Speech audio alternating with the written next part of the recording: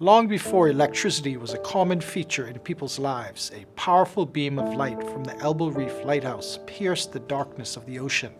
This bright light, shining 120 feet above sea level, warned sailors of the treacherous Elbow Reef and the unfamiliar shorelines of the Abaco Islands. Before the era of the modern lighthouse, shipwrecks were common in the Bahamas. So much cargo was lost that some island populations came to depend on shipwrecks and washed up merchandise to supplement their livelihoods.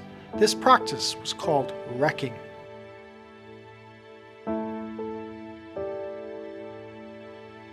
To combat the loss of life and impact on commerce, Great Britain erected lighthouses on Caribbean islands throughout the 1800s. 11 lighthouses were also commissioned in the Bahamas, but only the Elbow Reef Lighthouse remains operated by a keeper and maintained by its community. Its kerosene burner casts a powerful beam of light through its 5 bullseye Fresnel lenses. Its Victorian gearworks must be wound every 2 hours throughout the night, like a giant clock.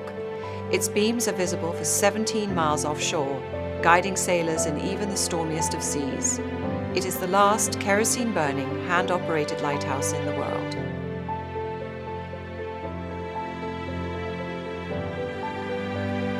With more than 160 years of service, the Elbow Reef Lighthouse has evolved from practical navigational aid to iconic landmark. It appears on the $10 bill of the Bahamas, and every Bahamian schoolchild should recognize its bright red and white stripes. Here in the Bahamas, hurricanes are both a fact of life and a historic marker. Because the 700 islands of the Bahamas cover such a vast area, hurricanes inevitably strike some part of the country every 3 or 4 years. The Bahamas is in the top 10 countries most impacted by tropical storms, and as we all know, these storms are increasing in intensity. September the 1st is a date no one in the Bahamas will ever forget. On that day in 2019, Hurricane Dorian suddenly intensified to Category 5 and then hovered over the Abaco Islands for 24 hours. The hurricane stripped trees, upended vehicles, and downed power lines. The sea surged across the island, flooding homes and buildings. Many people were swept out to sea or crushed by debris. Although the official death count was 75, it is known that hundreds more victims, both Bahamians and Haitians, were drowned and remain unaccounted for.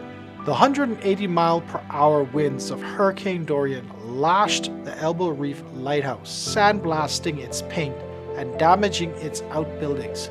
But within 11 days of the hurricane's passing, the local residents ascended the lighthouse to inspect the damage, hooked up a gasoline generator, and got the lantern gears moving. Shortly afterwards, a miraculous beam of light cut through the intense darkness. With no power for miles around, this was the first ray of light and first ray of hope many survivors glimpsed in the aftermath of Hurricane Dorian. It was a comfort they desperately needed and will never forget. Although the lighthouse and its surrounding buildings stood strong, they sustained over $1 million in damage. The lighthouse's external paint had been stripped off and water had flooded the lantern room. Available funds were put towards more pressing needs, and the future of the lighthouse looked grim. Hearing of the critical need for funds, the U.S. Embassy stepped forward.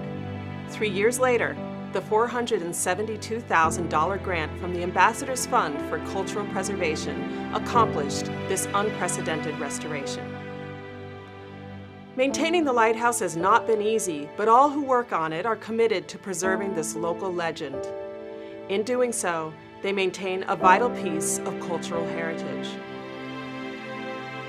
Today, the restored Elbow Reef Lighthouse shines as a beacon of hope for the future of these islands and a symbol of friendship shared between nations. Lift up your head to the rising sun. The Elbow Reef Lighthouse Restoration Project is a clear example of American and Bahamians' shared drive and dedication to cultural and historical preservation. As the U.S. Embassy's Public Affairs Officer, I feel lucky to have played a part in this momentous project. I look forward to continuing to find ways Americans and Bahamians can come together to ensure our cultural heritage is shared and appreciated by the next generation. After Hurricane Dorian on September the 1st, and we were able to bushwhack our way through the bushes to Hopetown Inn and Marina, our next goal was to bushwhack our way to the lighthouse.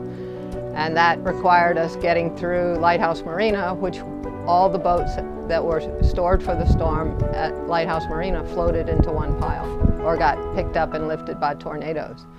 So it was very precarious to even get to the lighthouse. Hurricane Dorian significantly damaged the light station. The light station comprises of the light tower, which is the lighthouse, but it also is comprised of the outbuildings, which are part of the functioning of the lighthouse. We have the keeper's quarters where the keepers live because it's manned by keeper, who at night turn the lens mechanism every 2 hours. And we have a generator house, we have a warehouse, we have our gift shop there, and several other important functioning buildings. Everything was damaged. The keeper's house blew through, so they totally lost their house. The assistant keeper's house survived a little bit better. They all lost the verandas on the porches and some of the porches. And the gift shop blew in, the warehouse lost part of its roof, shutters blew off of that. The tornadoes brought other people's homes into the grounds of the lighthouse. So there was debris everywhere. Post-Dorian, it was a challenge living without water, power, and it was very hard. And we got a lot of donations and people helping out and stuff, so it's come a long way.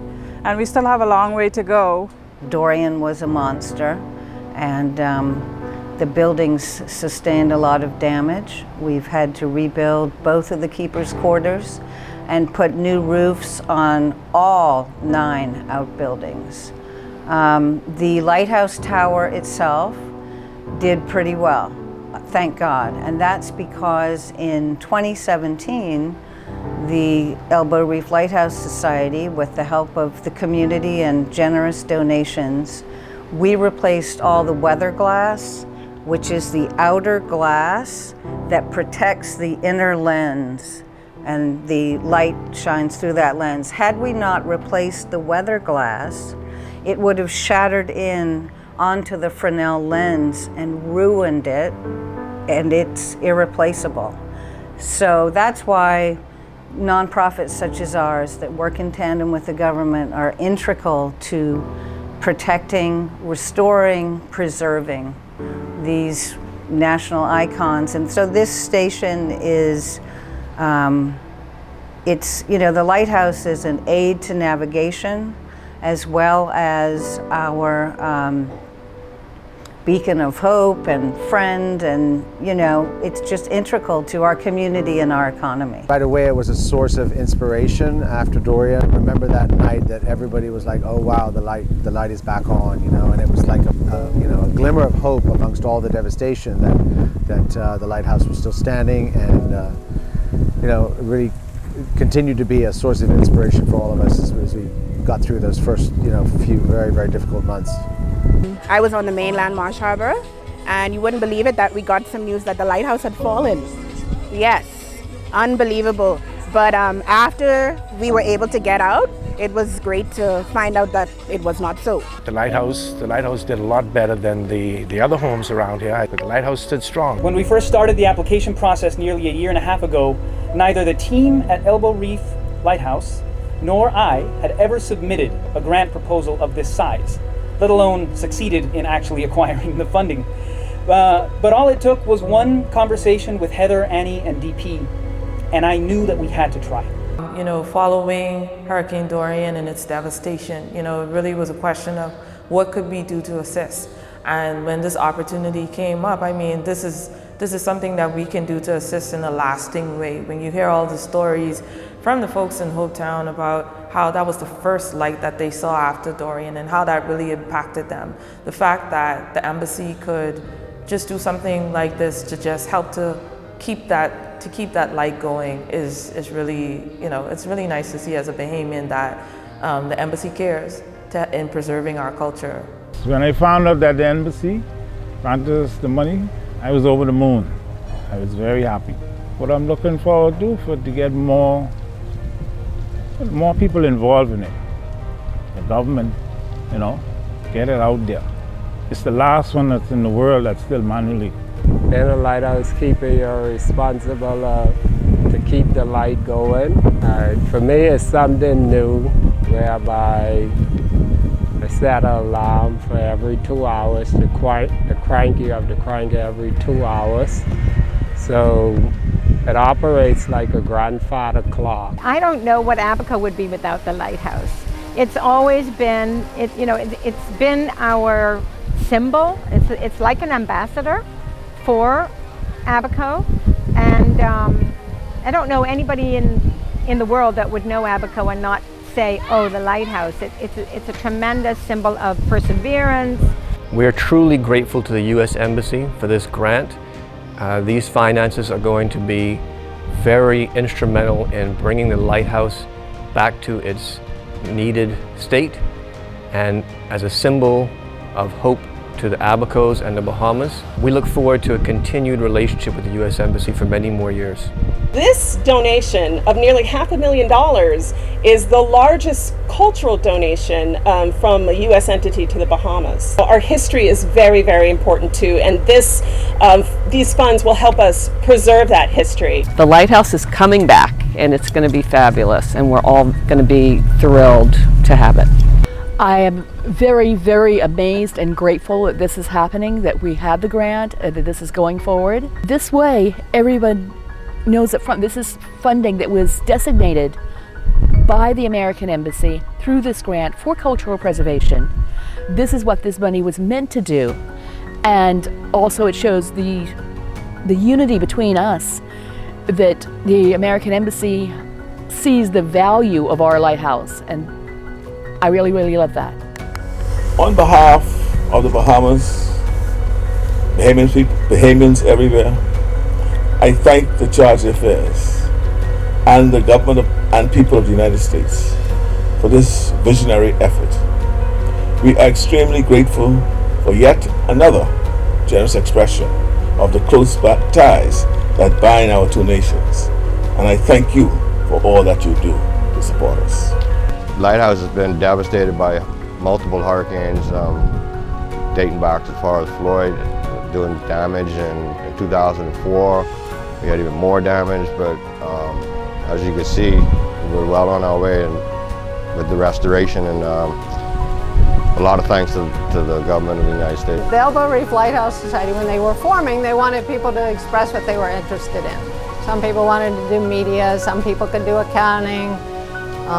All of that didn't interest me. But when they talked about going over to the station and helping repair the station, I had more skills than most people would have or want to step into. I have no words to express how good it is to work with somebody like Ken. Working in America as a contractor and coming over here and find somebody like the way that she works is one in a million. We have a good relationship, man, with Ken and my crew. She is amazing. The Lighthouse is definitely something that's iconic and critical to the economy of our island, and definitely something that's worth preserving. It is a major beacon for our boaters. It's a wonderful attraction for our visitors that want to tour the island and get a brief history, the history of its origin, why it was constructed. It plays an integral role in our life here. As a U.S. Embassy representative, I feel really excited to be involved in the project and having the opportunity to partner with these great Bahamians on restoring such an important icon to the country. We do a lot of great educational and cultural programming, and this is just one facet of that. Working through the embassy and really getting to meet all of these people, you get to hear so much stories about what something like this means for them. And living here in Nassau, growing up in Nassau, I knew the lighthouse existed. I knew it was there. I visited it before as a student and then in my earlier career, but not until doing this project and really just hearing about things and aspects of it at a different level that it really hit home to me in terms of, you know, how something like this has such an impact. So my encouragement to Bahamians would be, you know, we really have to take investment in our culture, and that, you know, the little that we can do to continue to support the Elbow Reef Lighthouse is so important. When we think about why we are here today, I think it's really important that we not view this lighthouse through some kind of rosy tinted lens of history. We need to view it for what it is. We need to revel in its beauty. We need to appreciate the service of all of you, and to the latest lighthouse keeper, Mr. Jeffrey, and his antecedents, the service they gave to us. But we also just have to remember that this is an important historic marker, not some kind of romantic or sentimental marker, which is how I and a lot of us look at lighthouses, but as a marker of our shared human history. The image of this national icon is on the back of your $10 bill. The image of this national icon is in the back of your passport. She is the last out of 18,000 lighthouses in the whole world to be kerosene burning and hand wound nightly by keepers. And this is something that as Bahamians we can be incredibly proud of.